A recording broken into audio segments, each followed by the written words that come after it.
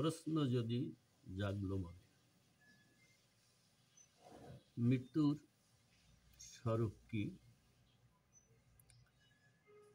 এ প্রসঙ্গে শ্রী শ্রী স্বামী স্বরূপানন্দ পরমহংসদেব বলেছেন, চিরকাল বেঁচে থাকাটা অস্বাভাবিক, আর মৃত্যুটাই স্বাভাবিক। যেমন ক্ষুধা তৃষ্ণা আহার নিদ্রা স্বাভাবিক, তেমনি মৃত্যুটাও স্বাভাবিক। এই স্বাভাবিক ব্যাপারকে নিয়ে আমাদের বিচলিত হওয়া ঠিক নয়। তিনি বলেছেন, মৃত্যু তোমার প্রয়োজন, নইলে দীর্ঘকাল একটা জীর্ণ রুগ্ন অকর্মণ্য দেহের বোঝা বইতে বইতে শেষে তোমার সহিষ্ণুতা সীমা অতিক্রম হয়ে যেত। মৃত্যু আছে বলেই জরা ব্যাধির হাত থেকে তুমি রক্ষা পাও। নিরোগ চিরযৌবন যদি না পাওয়া যায়, তাহলে অশ্বত্থামা বা হনুমানও প্রত্যহ মৃত্যু কামনা করতেন। মৃত্যুর মানে কি? দেহের পরিবর্তন ছাড়া তো মৃত্যু আর কিছুই নয়। যেমন পুস্তকের একটা মলাট ছিঁড়ল, তো আর একটা মলাট পরিয়ে নিলাম। যেমন আমার এই যে একটা পুস্তক কর্মের পথে, এই মলাটটা যদি ছিঁড়ে যায়, তাহলে আমি নতুন করে আর একটা মলাট পরিয়ে নিই। তো মৃত্যুটা ঠিক ওই রূপ। যেমন পুরানো কাপড় হলেই তাকে ছেড়ে দেওয়া প্রয়োজন হয়, যা প্রয়োজন তাতে আপত্তি করা ভুল। ছেঁড়া কাপড় ফেলে দেবার জন্য তৈরি হয়ে থাকাই সঙ্গত। মৃত্যু সর্বজনীন। কার মৃত্যু হয়নি? রাম, কৃষ্ণ, বুদ্ধ, যিশু, সকল ঈশ্বর অবতারের মৃত্যু হয়েছে, তারা দেহত্যাগ করেছেন। কেউ হয়তো দীর্ঘকাল থেকেছেন, কেউ অল্পকাল থেকেছেন, কিন্তু সবাইকেই মরতে হয়েছে। সুতরাং যা সর্বজনীন, তার সঙ্গে মনেই হোক আর বাক্যেই হোক ঝগড়া করা ভীষণ ভ্রম। মৃত্যুর মানে ধ্বংস নয়, মৃত্যু মানে বিবর্তন।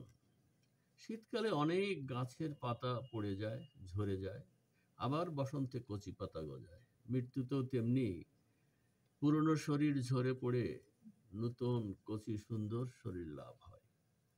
যেমন ভগবান শ্রীমদ্ ভগবদ গীতায় অর্জুন যখন কুরুক্ষেত্রের ময়দানে যুদ্ধের জন্য সংশয় প্রকাশ করছেন, তখন তিনি বললেন যে অবিনাশী তু তৎ বিদ্ধি যেন সর্বম ইদম ততম বিনাশম অব্যয়স্য অশ্য ন কশ্চিৎ কর্তুম অর্হতি অন্তবন্ত ইমে দেহা নিত্যস্য উক্তা শরীরীন অনাশীন অপ্রমেয়স্য তস্মাৎ যুদ্ধস্য ভারত। তিনি অর্জুনকে বলছেন, তুমি যুদ্ধ করো, কারণ যার দ্বারা এই সকল শরীর ব্যাপ্ত তাকেই অবিনাশী বলে জানো। কেউই এই অব্যয় শরীরের বিনাশ করতে সমর্থ নয়। বলা হয় অবিনাশী, অপ্রমেয় ও শাশ্বত জীবাত্মা এই সকল শরীর নিঃসন্দেহে ধ্বংসপ্রাপ্ত হয়, অর্থাৎ শরীর ধ্বংসপ্রাপ্ত হয়। আর এই শরীর যার দ্বারা ব্যাপ্ত, শুধু শরীর নয়, সমস্ত বিশ্ব ব্রহ্মাণ্ড যার দ্বারা ব্যাপ্ত, তার ধ্বংস নেই। সে অব্যয় স্বরূপ, তাকে কেউ বিনাশ করতে পারে না।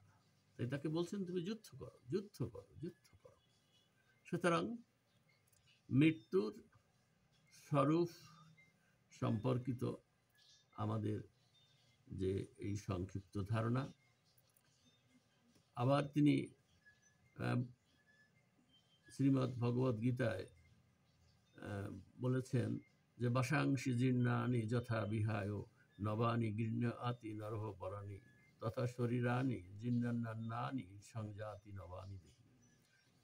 যেমন পুরাতন বস্ত্র পরিত্যাগ করে নতুন বস্ত্র ধারণ করি, তেমনি এই দেহ, পুরাতন দেহ ত্যাগ করে নতুন দেহ ধারণ করে।